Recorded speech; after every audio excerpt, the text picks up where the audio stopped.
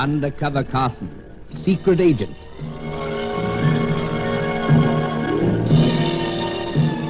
Operation Deathray, an assignment in Rio.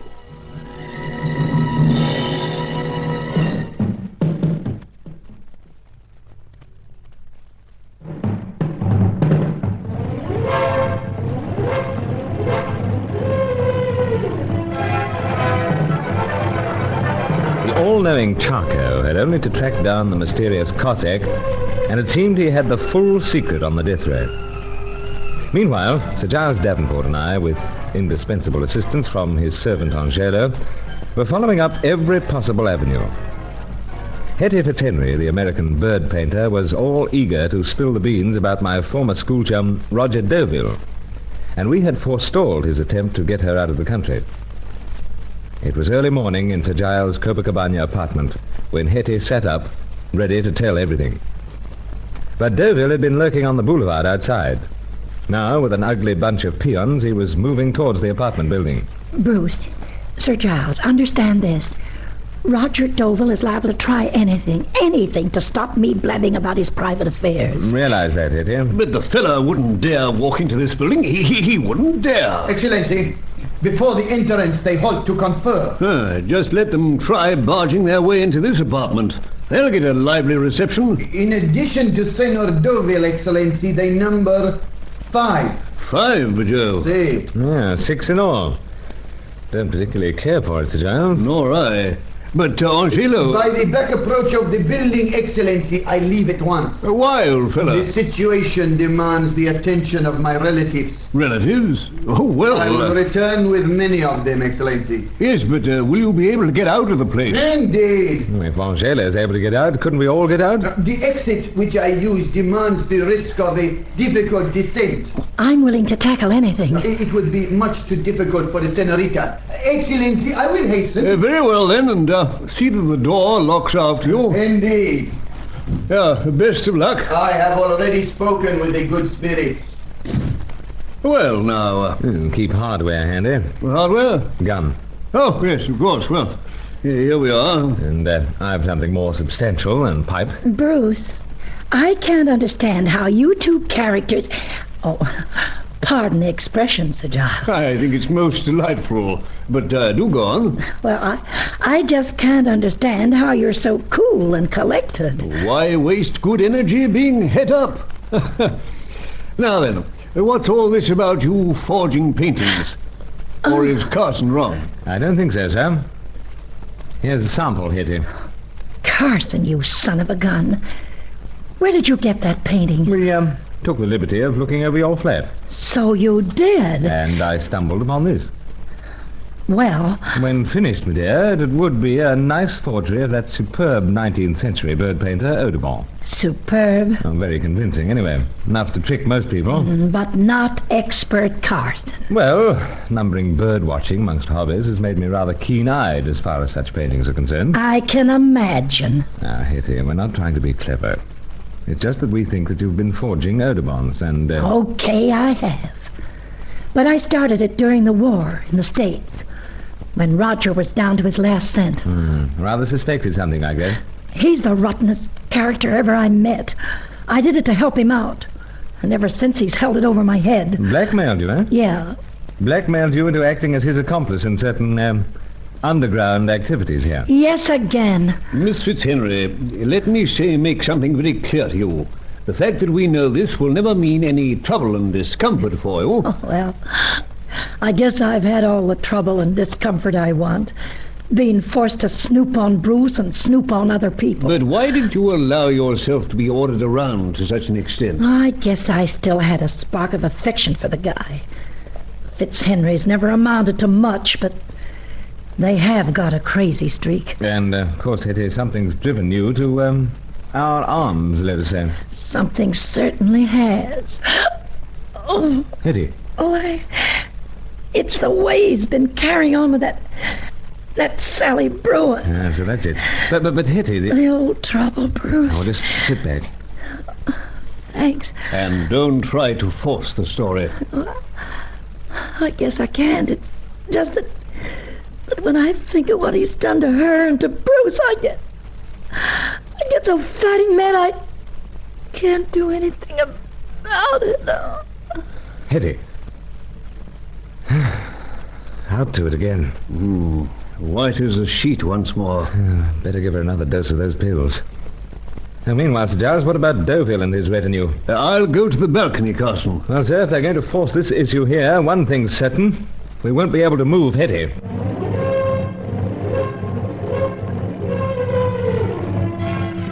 Deauville wasn't in sight, but Sir Giles spotted a number of doubtful characters lounging with studied nonchalance outside the entrance and on the beach side of the boulevard. 10 very tense minutes passed before Hetty opened her green eyes. Tired eyes, perhaps, but still very lovely. Silly of me. Now, take things easy. Yes, my dear. What about Roger and his bruisers? No trouble as yet. And your Angelo? Nothing from him, I fear. I guess you boys are waiting for me to come good on Roger's doings. So, my dear, being in the business we are. I know a good deal about you, Bruce. About this job with the meat importing outfit being a blind. About you and Sir Giles being British agents. Oh, you don't have to deny it. Thanks. And you can thank Sally Bruin for anything I tell you. That's the point, before I forget it.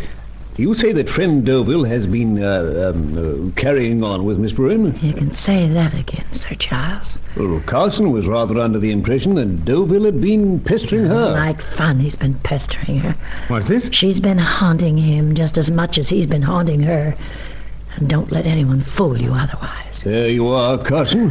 Oh, I don't know what to make of that. Miss Bruin isn't quite the young innocent you imagine. She certainly isn't. Well, what do you know about her, Hetty? Little else.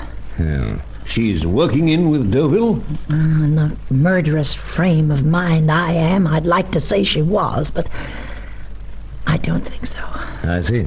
And now for a very important point. Very important to us, Miss Fitzhenry. With whom is Deauville working? You've got no idea, Sir Giles. We've an inkling. So? Either the freelancers... No, not the freelancers. Then it's some major continental power. That's right. Which one, my dear?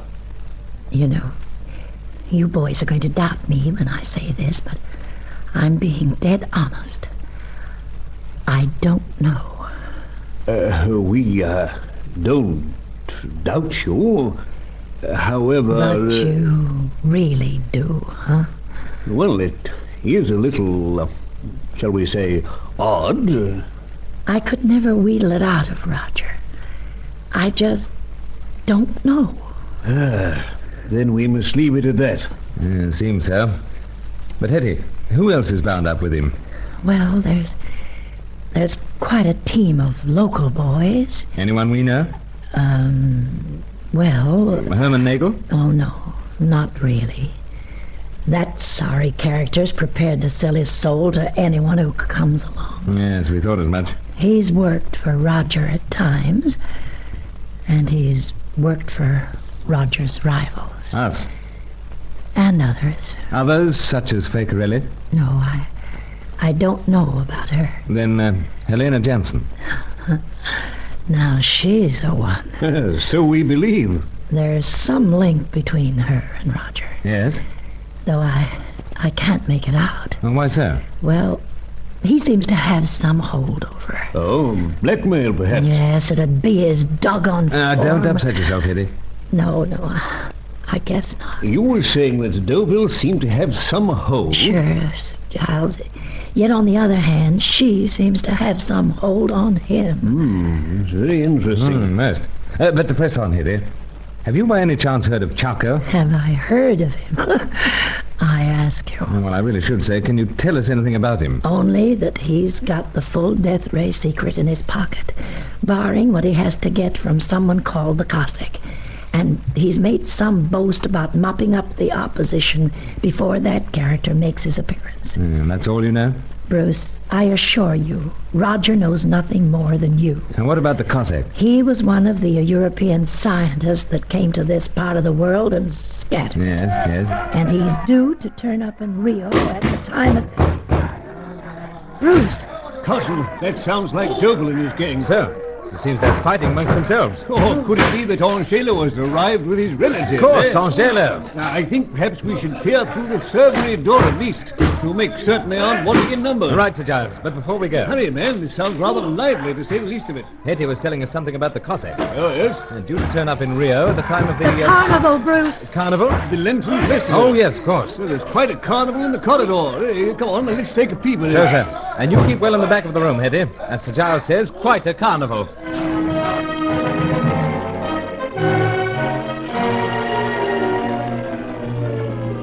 Angelo and his relatives were putting the finishing touches to Deauville and his offsiders when Sir Giles and I took our first peep. We went outside to find that only Deauville remained of the opposition, and he was dishevelled and surly, as Angelo made certain he couldn't escape.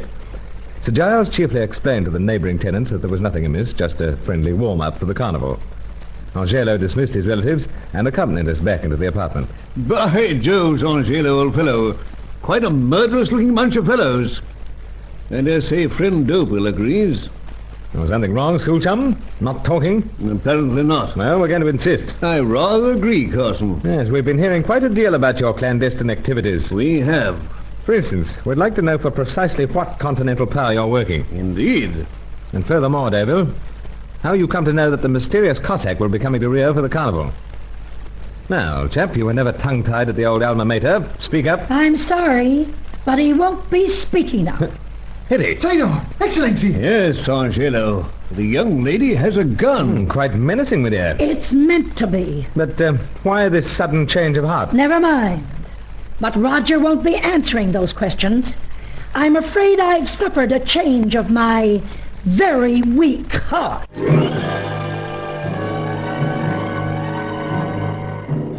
My faith in the fair sex had been rather shaken by Hetty's revelations on Sally Bruin, but now I was to be shaken by this sudden change in Hetty. Meanwhile, it seemed that the Rio Carnival was to provide a dazzling background to the final efforts in Operation Deathray.